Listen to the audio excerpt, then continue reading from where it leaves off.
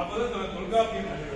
தொல்காப்பியத்திற்கு தொல்காப்பியத்தில் திருப்பாவையும், ஏன்னா திருப்பாவை பாடல் இல்லையா, ஓங்கி உலக அந்த உத்தமன் பேர் பாடி ஏன் அவளை புகழ் பெற்றது, அவள் பாடும்போது எல்லாரும் ரசிச்சுமே இல்லையா. எவ்வளவு அழகான மார்கழி திங்கள் மதிநிலைக்கு நன்னாளா இருக்கிறது, நல்ல நாள் மார்கழி, மாதங்களில் அவள் மார்கழி பாட்டுக்கல, மலர்களிலே அவள் மல்லிகை, அதெல்லாம் அருமையான மாதத்தில் நடந்து கொண்டிருக்கிறது.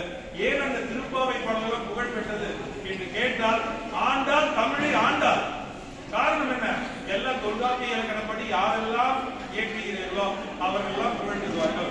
மரபு தவிரனால் அது பிரிதாகும். சொன்னவர் தொல்காப்பிய நாள்ல புது கவிதை எல்லாம் நிற்காது, மரபு கவிதை நிற்கும், சங்க இலக்கியம் நிற்கும், எத்தனை ஆண்டு காலம் நிற்கும்.